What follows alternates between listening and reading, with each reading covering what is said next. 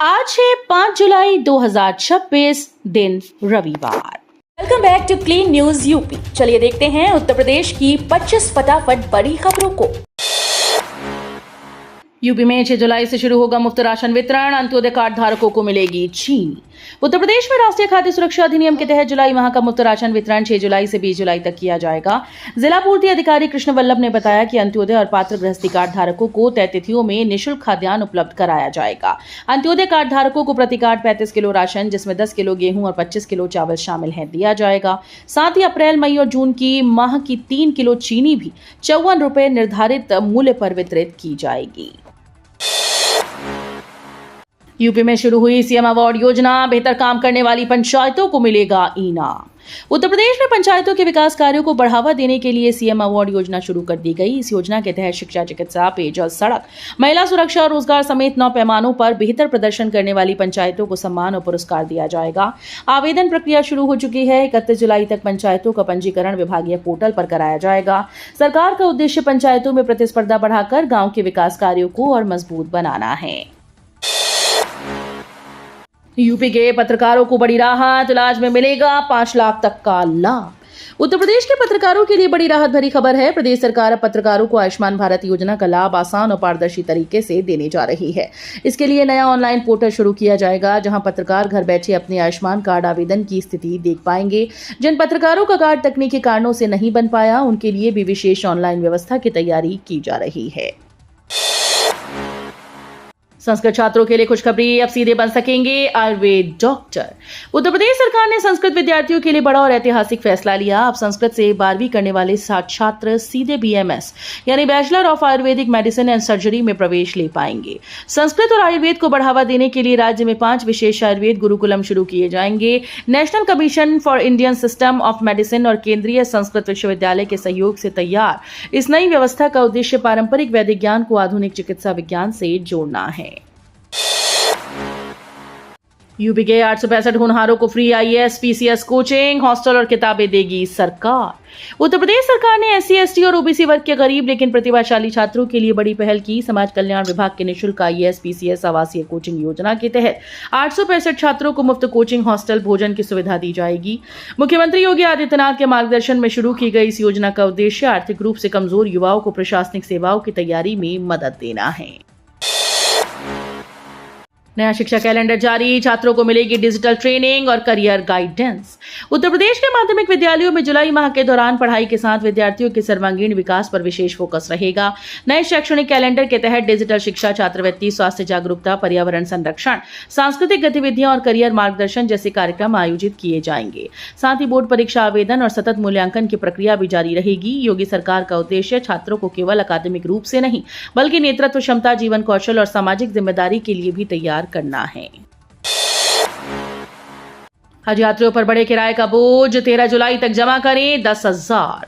यह हज यात्रा कर चुके यात्रियों के लिए जरूरी खबर है। पश्चिमी एशिया में युद्ध के दौरान बढ़े हवाई किराए का भुगतान नहीं करने वाले यात्रियों को अब 10,000 रुपए अतिरिक्त जमा करने होंगे। इसके लिए 13 जुलाई अंतिम तिथि तय की गई और संबंधित सर्कुलर जारी कर दिया गया।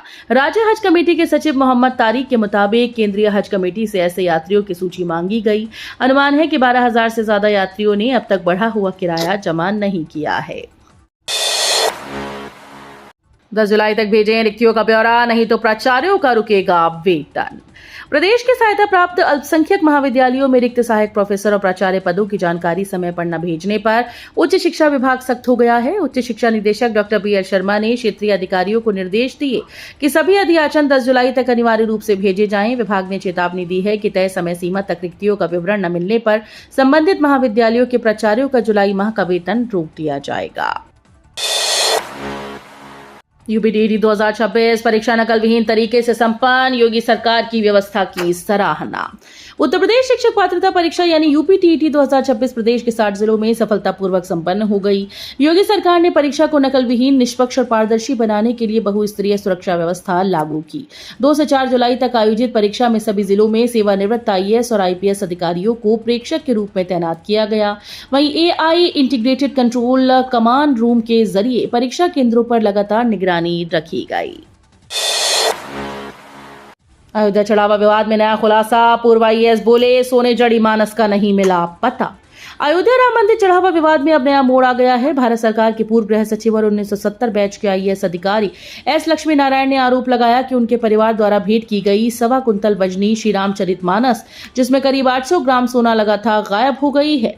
उन्होंने दावा किया कि इस संबंध में कई बार शिकायत और पत्राचार किया गया, लेकिन संतोषजनक जवाब नहीं मिला। फिलहाल चढ़ावा चोरी मामले की जांच पुलिस और एसआईटी कर रही है और अब तक 8 आरोपियों की गिरफ्तारी हो चुकी है। किसानों को बड़ी राहत, लंबे इंतजार के बाद शुरू होगा आबादी भूखंड आवंटन। यमुना एक्सप्रेस में औद्योगिक विकास प्राधिकरण यानी येडा जल्द ही 5100 किसानों को 7% आबादी भूखंड के आवंटन पत्र जारी करने जा रहा है। अधिकारियों के मुताबिक मुख्यमंत्री योगी आदित्यनाथ के हाथों किसानों को आवंटन पत्र सौंपने की तैयारी चल रही है। ये प्रक्रिया पहले चरण में शुरू होगी। प्राधिकरण औद्योगिक और विकास परियोजनाओं के लिए किसानों की जमीन अधिग्रहित करता है, जिसके बदले उन्हें 7% आबादी भूखंड दिया जाता है। रामपुर जिला अस्पताल में सेना जैसी बैज व्यवस्था, डॉक्टर्स की पहचान होगी आसान। उत्तर प्रदेश के रामपुर जिला अस्पताल में डॉक्टर्स के लिए सेना की तर्ज पर बैज व्यवस्था शुरू की गई। ये पहल प्रदेश में पहली बार लागू हुई, जिसका उद्देश्य डॉक्टर्स की पहचान आसान बनाना और वरिष्ठता के अनुसार सम्मान की संस्कृति विकसित करना है। मुख्य चिकित्सा अधीक्षक डॉक्टर ब्रजेश सक्सेना की पहल पर 4 स्तर की रंगीन बैज प्रणाली लागू की गई। Junior doctor green, level 2 pink, level 3 blue और सबसे वरिष्ठ डॉक्टर रेड बैज पहनेंगे।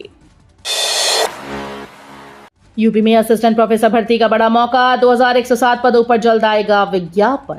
उत्तर प्रदेश में नौकरी की तैयारी कर रहे युवाओं के लिए बड़ी खबर है। प्रदेश के 330 अशासकीय सहायता प्राप्त कॉलेजेस में असिस्टेंट प्रोफेसर के 2107 पदों पर भर्ती की प्रक्रिया शुरू होने जा रही है। उच्च शिक्षा निदेशालय ने सभी रिक्त पदों का अधियाचन उत्तर प्रदेश शिक्षा सेवा चयन आयोग यानी UPESSC को भेज दिया है। उम्मीद है कि इस महीने भर्ती का विज्ञापन जारी होगा। नोएडा में स्कूल टाइमिंग फिर सामान्य, 6 जुलाई से पुराने समय पर लगेंगी कक्षाएं। गौतम बुद्ध नगर जिले में कक्षा 1 से 8 तक के स्कूल 6 जुलाई से फिर पुराने समय पर संचालित होंगे। गर्मी और उमस के चलते स्कूल का समय अस्थायी रूप से सुबह 7 से दोपहर 12 बजे तक किया गया था। मौसम में सुधार के बाद अब सामान्य समय बहाल कर दिया गया। वहीं यूपी सरकार ने बच्चों की सेहत को ध्यान में रखते हुए नया आदेश जारी कर दिया है। अब सभी सरकारी और निजी स्कूल में सुबह 10 बजे के बाद आउटडोर खेलकूद और अन्य गतिविधियों पर रोक रहेगी। यूपी में ईवी चार्जिंग हुई सस्ती, सोलर आवर्स में मिलेगी 20% टैरिफ छूट। उत्तर प्रदेश में इलेक्ट्रिक वाहन चलाने वालों के लिए बड़ी राहत की खबर है। योगी सरकार ने ईवी चार्जिंग को सस्ता करने का फैसला किया। अब सुबह 9 बजे से शाम 4 बजे तक निर्धारित सोलर आवर्स में इलेक्ट्रिक वाहन चार्ज कराने पर 20% टैरिफ छूट मिलेगी। सरकार का उद्देश्य इलेक्ट्रिक वाहनों के इस्तेमाल को बढ़ावा देना और सौर ऊर्जा का अधिकतम उपयोग सुनिश्चित करना है। माना जा रहा है कि इस फैसले से स्वच्छ ऊर्जा को बढ़ावा मिलेगा। IIT-BHU में नई शिक्षा व्यवस्था लागू, बीटेक छात्रों को मिलेगा सेकंड मेजर का विकल्प। Indian institute of technology Varanasi में नई और लचीली शिक्षा व्यवस्था लागू कर दी गई है। राष्ट्रीय शिक्षा नीति 2020 के तहत बीटेक छात्रों को अब तक अपने मुख्य विषय के साथ सेकंड मेजर चुनने का विकल्प मिलेगा। इसके अलावा इंडस्ट्री इंटर्नशिप, डुअल डिग्री और पार्ट टाइम एग्जीक्यूटिव PhD जैसे बड़े अकादमिक सुधार भी लागू किए गए हैं। संस्थान का उद्देश्य छात्रों को बहुविषयक, उद्योगोन्मुख और रोजगार आधारित शिक्षा देना है। लखनऊ अयोध्या हाईवे होगा जाम और हादसों से मुक्त, 170 करोड़ से बनेंगे फ्लाईओवर। लखनऊ से अयोध्या जाने वाले यात्रियों के लिए बड़ी राहत की खबर है। राष्ट्रीय राजमार्ग प्राधिकरण ने हाईवे को सुरक्षित और जाम मुक्त बनाने के लिए बड़ा इंफ्रास्ट्रक्चर प्लान तैयार किया है। जिले की सीमा में दुर्घटना संभावित 4 प्रमुख स्थानों पर 2 नए ओवरब्रिज और 2 अंडरपास बनाए जाएंगे। इस परियोजना पर करीब 170 करोड़ रुपए खर्च किए जाएंगे। योजना के पूरा होने के बाद हाईवे और यातायात अधिक सुगम होगा। 75 साल की उम्र में हासिल की MA की डिग्री, CSJMU में सम्मानित होंगे विमलेश अवस्थी। कानपुर के विकासनगर निवासी 75 वर्षीय विमलेश शंकर अवस्थी ने साबित कर दिया कि शिक्षा और सीखने की कोई उम्र नहीं होती। छत्रपति शाहूजी महाराज विश्वविद्यालय के आगामी दीक्षांत समारोह में उन्हें MA हिंदू स्टडीज की उपाधि से सम्मानित किया जाएगा। सहपाठियों के बीच दादाजी के नाम से प्रसिद्ध विमलेश अब प्राचीन भारतीय स्पर्श चिकित्सा पर PhD करना चाहते हैं और इसके लिए UGC नेट परीक्षा भी दे चुके हैं। लंबे अंतराल के बाद पढ़ाई शुरू कर हासिल की गई उनकी ये सफलता युवाओं के लिए प्रेरणादायक बन गई है। फिरोजाबाद की कपावली झील बनेगी इको टूरिस्ट हब, प्राकृतिक सौंदर्य का ले सकेंगे आनंद। फिरोजाबाद जिले के नारकी ब्लॉक स्थित कपावली गांव की ऐतिहासिक झील को अब इको टूरिज्म हब के रूप में विकसित किया जाएगा।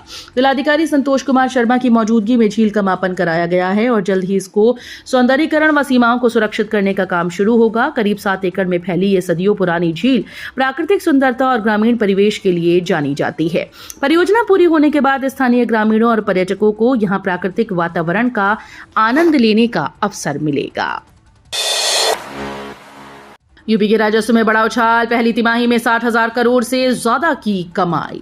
उत्तर प्रदेश सरकार को वित्तीय वर्ष 2026-27 की पहली तिमाही में राजस्व के मोर्चे पर बड़ी सफलता मिली। प्रदेश को प्रमुख कर और गैर कर मदों से 60,825 करोड़ रुपए से ज्यादा की प्राप्ति हुई, जो तय लक्ष्य का 73.4% है। सिर्फ जून 2026 में ही 19,551 करोड़ रुपए का राजस्व मिला, जो पिछले साल के मुकाबले 1,568 करोड़ रुपए अधिक है। राज्य कर, आबकारी और परिवहन विभाग से सरकार की आय में सबसे ज्यादा बढ़ोतरी दर्ज की गई। यूपी बोर्ड की कंपार्टमेंट और इंप्रूवमेंट परीक्षा 28 जुलाई को 2 शिफ्ट में होंगे पेपर। उत्तर प्रदेश माध्यमिक शिक्षा परिषद ने 10वीं और 12वीं की कंपार्टमेंट और इंप्रूवमेंट परीक्षा की तारीख घोषित कर दी।